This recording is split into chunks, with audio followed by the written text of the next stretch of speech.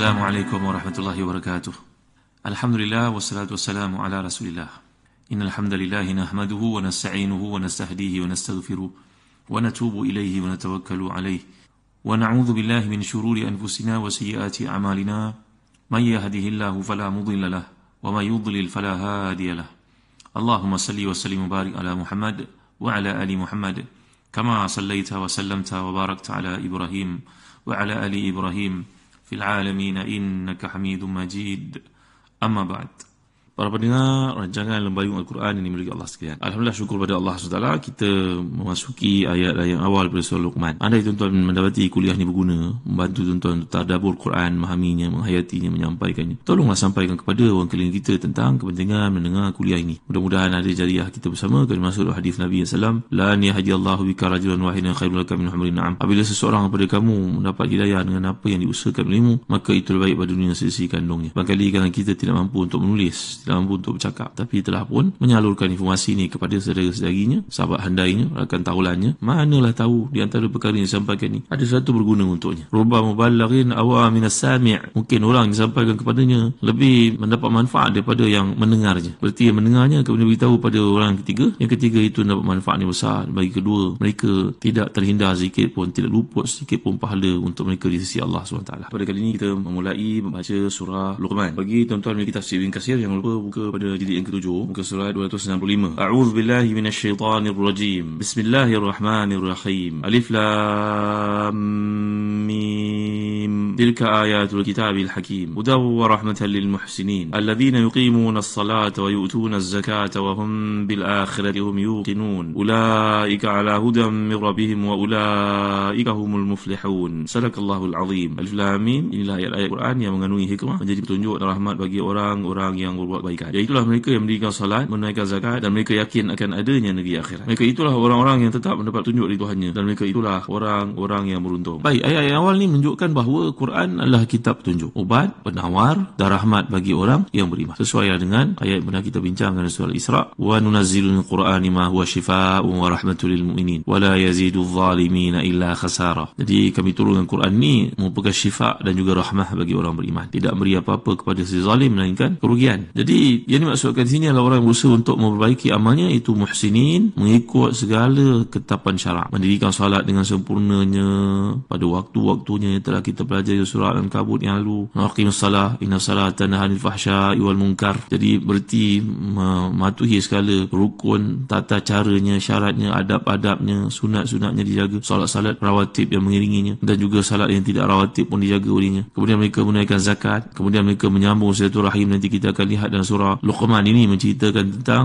kewajipan menjaga hubungan silaturahim dimulai dengan ibu ayah kita, kemudian kaum kerabat dan sebagainya. Inilah dia falsafah ataupun rukun ataupun prinsip mereka yang yakin terhadap balasan hari akhirat. Sebab kita dapat lihat dalam perkara yang dinyatakan oleh Allah di sini ada 3 di awal ni, alladzina yuqimunas salah wa yu'tunaz zakah wa hum bil akhirati hum yuqinun. Banyak lagi rukun dalam Islam dan juga rukun iman, tapi yang dinyatakan cuma 3 di sini. Kerana ini merupakan perkara yang paling azhar, yang paling nyata. Berarti tolak daripada 3 perkara inilah akan terjaganya tanggungjawab ataupun perkara-perkara yang dikehendaki oleh Allah SWT. Kemudian nanti kita akan lihat juga dalam ayat yang berpesan Sayyidina Luqman alaihi salam kepada puteranya. Ini yang diajar oleh Allah SWT kepada kaum mukminin untuk mereka ni menghindari sifat riak contohnya, kerana semuanya diketahui oleh Allah SWT. Nanti kita akan lihat bagaimana perkataan latifun khabir. Allah maha latif, maha mengetahui segala-galanya. Jadi permulaan ayat ini kita dapat lihat menekankan sifat ihsan. Berarti Luqman yang akan kita explore tentang peribadi beliau yang unggul itu meletakkan kedudukannya begitu tinggi di sisi Allah SWT. Walaupun Luqman ni kita tak tahulah sama ada ni orang kulit putih ke orang kulit hitam ke, berbagai-bagai riwayat sampai kepada kita tentang beliau, itu tidak perlu untuk kita faham lanjut. Nanti kita akan bawakan syakhsiah beliau ni, mungkin sikit sebanyak membantu kita untuk membuat satu penilaian lah bahawa kedudukan manusia di sisi Allah adalah sentiasa berdasarkan kepada ketakwaan, bukan zahir yang manusia nilai dan hitung. Saya suka bawa pada tuan-tuan bagaimana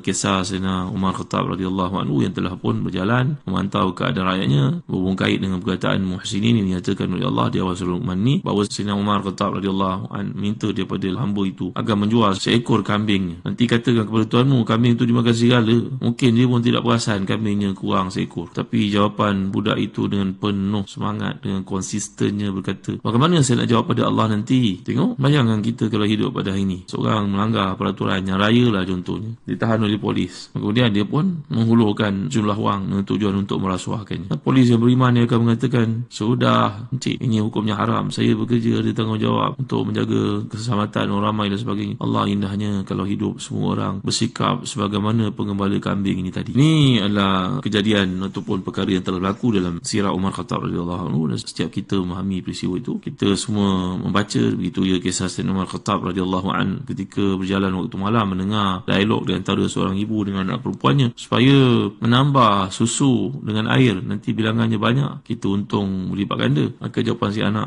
tidak boleh ibu, Sayyidina Umar melarang perkara ni. Jawapan si ibu itu, Sayyidina Umar bukan tahu dia. Jawapan anak, walaupun Umar tidak tahu tapi Tuhan kepada Umar tahu, ibu. Tak salah pun kalau kita jual minyak wangi ke, jual susu ke, seperti disebutkan kita fikir, kita menambah dengan tujuan untuk memperbanyakkan kuantitinya. Tapi janganlah sebut selepas itu ini pure, ini merupakan asli, ini tak ada campuran. Itu dah menipu namanya. Terutama kita menjual susu lembu untuk tujuan tertentu, kita claim ini susu kambing. Berapa banyak kambing boleh hasilkan susu berbanding dengan lembu. Ini adalah penipuan-penipuan yang sepatutnya dielakkan. Kerana kalau mereka bersifat dengan sifat ihsan, iaitulah perhubungan dengan manusia dijaga, jangan menipu dengan mereka, dan ihsan dengan Allah lebih-lebih lagi yang telah kita pelajari, anta abudallah ka'annaka tarahu fa illam takun tarahu fa innahu yarak. Kamu bangunkan dalam diri kamu sifat keyakinan Allah memantau kamu. Kalau kamu tidak melihatnya pun, dia tetap akan melihat kamu. Maka inilah yang patutnya timbulkan dalam diri setiap muslim berkaitan dengan sifat ihsan. Nanti kita akan pergi berlanjut. Ini satu permulaan yang penting, mukadimah la budda minha, kerana ia menceritakan karakter atau watak ataupun kualiti yang ada pada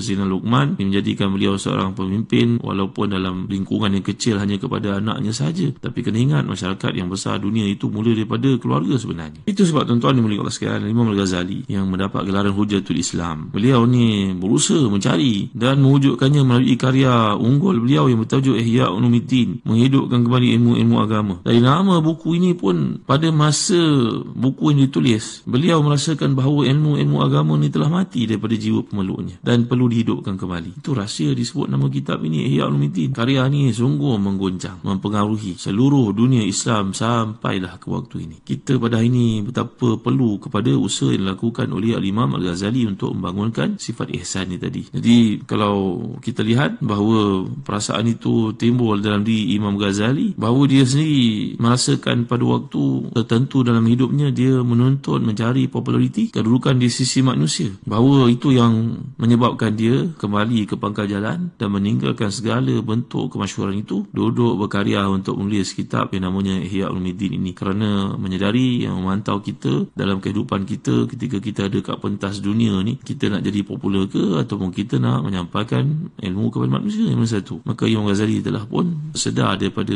apa yang dipanggil sebagai niatnya untuk menjadi orang yang terkenal itu, meninggalkan segala kemasyhuran itu dan duduk untuk menulis kitab Ihya Ulumuddin supaya memberi kesedaran kepada pembacanya betapa pentingnya ihsan ini dalam tindak tanduk harian kita melibatkan makhluk dan juga melibatkan Khalik. Jadi berkata seorang pengkaji Islam yang terkemuka, Syekh Zaki Najib Mahmud, beliau ni seorang cendekiawan Mesir yang terkemuka, berkenaan dengan Ihya Ulumuddin yang sengaja saya bawa pada tuan-tuan dalam hubung kait untuk memberikan kesedaran jiwa tasawuf supaya tazkiyatun nufus dan aspek-aspek akhlak ini kita meng-highlightkannya dalam kehidupan kita sendiri sebenarnya, supaya jauh daripada tuntutan kerakusan, tidak ada sifat qanaah, tidak ada sifat ridha, nak menunjuk jadi orang yang masyhur, nak jadi orang terkemuka, berusaha apa cara sekalipun niat di hujungnya adalah fulus, maka semikian sangat bahaya tuan-tuan dimiliki sekalian. Jadi kata Syekh Zaki Najib Mahmud ni, yang dihidupkan oleh Imam Ghazali dalam kitab beliau adalah rasa takut pada Allah. Kalau tadinya takut ini hanya diucapkan oleh lidah, kemudian Imam Ghazali mampu dengan kitab Ihya Ulumuddin ini, kalau kita baca dengan penghayatan, mengalihkan daripada lidah itu kepada satu yang sampai kepada martabat hati, kemudian menghasilkan satu usaha ataupun tindakan yang konkret di dunia nyata. Dia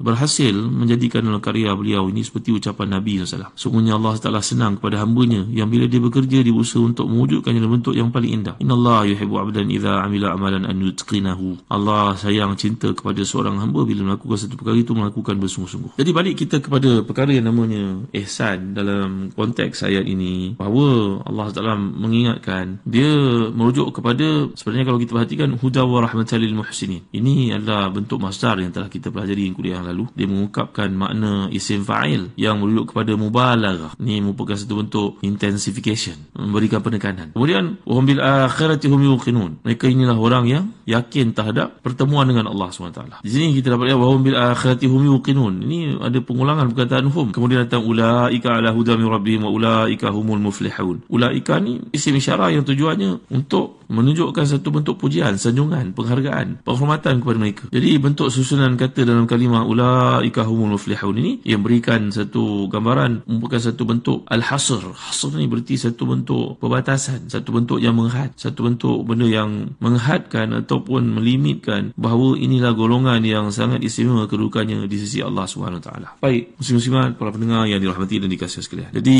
sekali lagi saya ulang untuk tuan-tuan faham, perkataan muhsin ini adalah jamak perkataan muhsin. Bagi seorang manusia mencapai kemuncak sifat ihsan ini adalah satu yang patut menjadi target setiap kita, iaitu pada waktu dia memandang dirinya pada diri orang lain, menyebabkan dia memberi untuk orang lain itu apa yang seharusnya diambil daripada diri sendiri. Ini yang pernah kita pelajari, tuan-tuan, bahawa seorang itu memiliki tanah, maka tanah itu tidak diduduki olehnya. Tiba-tiba dia datang, tengok ada orang duduk pula kat rumah atas tanahnya. Orang ni orang biasa-biasa, tengok daripada zahirnya nampak macam orang susah, mungkin kerjanya pun kerja biasa-biasa saja, anak-anaknya ramai. Maka terbit dalam hati si fulan yang memiliki tanah ni berkata kepada yang menumpang tanah itu, mangkali dia tak tahu saya pemiliknya. Baik, kamu dah duduk sini berapa lama? Dah 5 tahun. Tak apalah, berapa lama ni kamu nak duduk sini? 5 tahun boleh. 5 tahun boleh kumpul duit beli rumah. 5 tahun saya bagi 5 tahun ni saya tak bagi sewa, tak bagi apa, duduklah. Tapi lepas 5 tahun awak kena rubuhkan rumah awak tau. Ini namanya ihsan. Kau adil, ini tanah saya, ini geran saya. Keluar kamu daripada sini segera. Berapa lama kamu nak keluar? Seminggu, 2 minggu. Saya tak bagi lebih daripada sebulan. Ini namanya adil. Ikut peruntukan undang-undang, memang hak kamu. Kamu layak untuk menghalaunya keluar. Tapi sifat ihsan ini iaitu mandang dirinya pada posisi orang lain sehingga dia mampu memberi kepada orang itu ruang, peluang. Inilah sifat yang ada pada para sahabat. Nanti kita ada peluang kita baca surah Al-Hasyr bila Allah mengatakan wa yu'thiruna ala anfusihim walau kana bihim khasasah. Orang beriman ni seperti Sa'ad bin Rabi' radhiyallahu an yang pernah beri tawaran kepada Abdurrahman bin Auf yang dipersaudarkan dengannya bahawa saya memiliki 2 orang isteri, ambillah seorang yang mana kamu nak, yang kamu suka, saya ceraikan dia, habis iddah nanti kau berkahwinlah dengan dia, dan harta saya ada sebanyak ini, kita bagi 2, kau ambil separuh, aku ambil separuh. Begitu sifat ihsar al-akhirin yang ada pada para sahabat. Ini dia timbangan ihsan yang sudah kita bincangkan. Satu sudut lagi ihsan terhadap Allah ini iaitu leburnya diri seseorang itu dalam usaha dia yang kita pelajari karya Imam Al-Ghazali bertajuk Ihya Ulumuddin itu, supaya membangunkan dalam jiwa hamba ini perasaan dia melihat Allah dengan sebenar-benarnya. Kerana itu ihsan seorang manusia terhadap manusia yang lain bahawa dia tidak melihat lagi dirinya, tapi dia melihat keadaan orang lain, kesempitan berlaku pada orang lain, kesusahan yang menimpa mereka, maka dia merasakan itu dirinya. Dan siapa yang melihat dirinya pada posisi keperluan orang lain dan tidak melihat dirinya pada waktu beribadah kepada Allah SWT, dan dalam konteks yang sama iaitu ketika beribadah kepada Allah dia melihat, merasakan, yakin bahawa Allah melihatnya, maka telah sempurnalah dia berada pada kemuncak sifat ihsan ini tadi. Demikianlah seperti yang dapat kita lihat huraian yang disebutkan oleh Imam Al-Biqai dalam tafsirnya Nazmud Durar tentang kaitan ayat-ayat ini dengan ayat-ayat yang lalu, surah ni, surah yang lalu, dan nanti kita akan lihat bagaimana keterjalinan di antara ayat ini, keserasian yang luar biasa yang membuka minda kita untuk berfikir bahawa insan yang akan kita sentuh mendalam selepas ini namanya Luqman. Beliau ni dipuji oleh Allah sebenarnya kerana memiliki sifat ihsan yang tinggi. Ihsan sama manusia iaitu anda memposisikan diri anda dalam kedudukan orang lain, kesusahan ataupun kesenangannya, dan dalam ibadah kepada Allah anda mencari redha Allah, ikhlas melakukan satu amalan itu kerananya semata-mata. Baik muslimin muslimat yang dimuliakan Allah sekalian, nanti kita akan pergi berlanjut lagi tentang perkara yang kuliah akan datang. Wallahu a'lam wa sallallahu ala sayyidina Muhammad wa ala alihi wa sahbihi wa baraka wasallam. Walhamdulillahi rabbil alamin wa barakallahu fikum. Wassalamu alaikum warahmatullahi wabarakatuh.